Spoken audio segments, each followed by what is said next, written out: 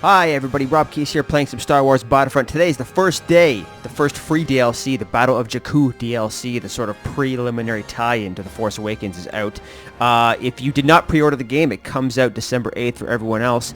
I noticed right off the bat, they changed the main menu. Notice how Season Pass is still part of the top level navigation, but down here, just underneath multiplayer, there used to be a second button which said Season Pass. That's right, Season Pass was listed twice on the main menu, which was just a shot to the gut, given how I feel in my review of this game. It does not have enough content, and the Season Pass DLC thrown in your face was overpriced and just not nice. And so they replaced the bottom one and added this free DLC coming, which I bet their strategy changed once they saw a bunch of the criticisms come out in the reviews for how they're nickel and diming players with their incomplete game. But doesn't mean it's not a fun game, so let's try out the new mode. So to access it, you go to multiplayer. I have not played it yet, but I just noticed this. Oh, there's the notification. It wasn't there before. But basically, if you go to, hang on a sec.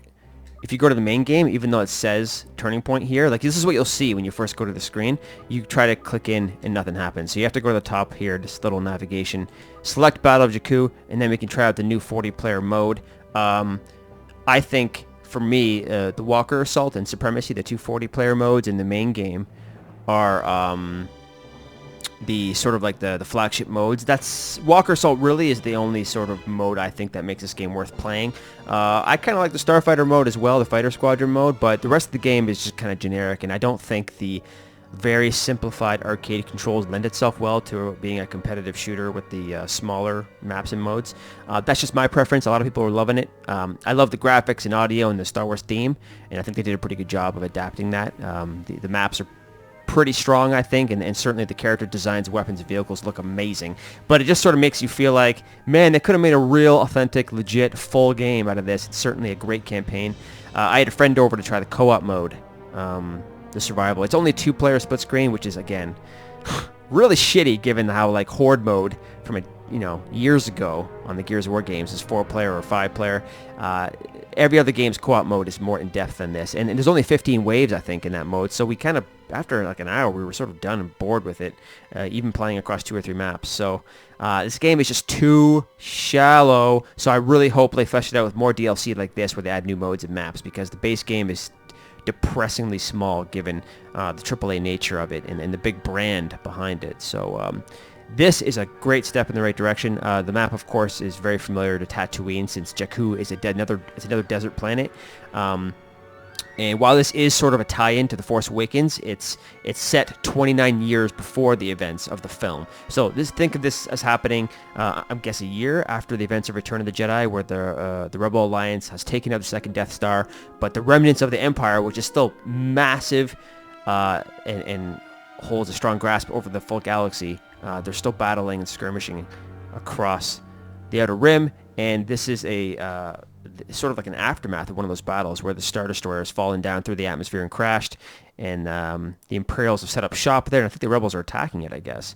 We'll find out, but Turning Point mode I have not played yet.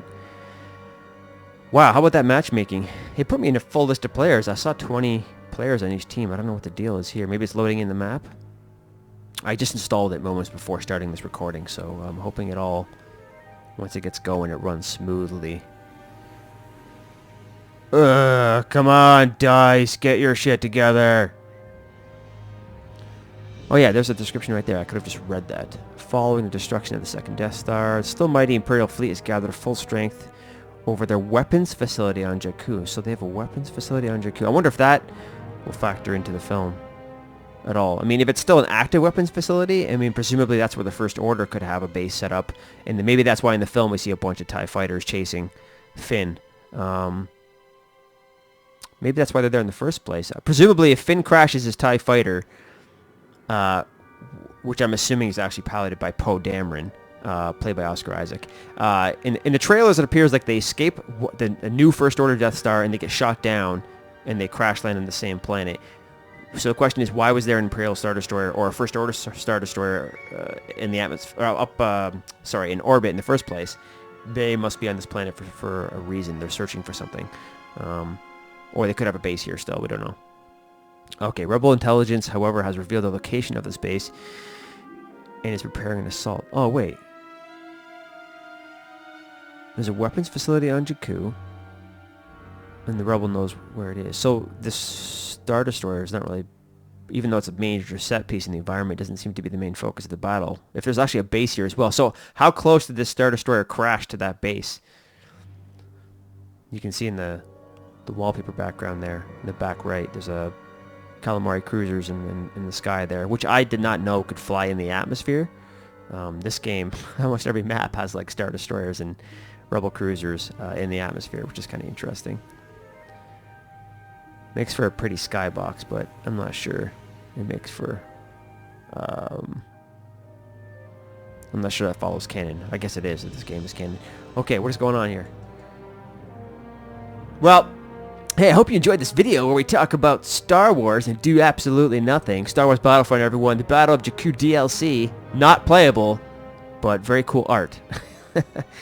Okay. You know, I'll restart all of this and try again. So, you know, I may put this up anyway so you guys can talk Star Wars too and share your thoughts on Star Wars Battlefront and the film coming out. Let's just use this as a discussion post, man. Let's talk Star Wars. But like and subscribe because I will put up an actual gameplay video of this DLC next. Cheers.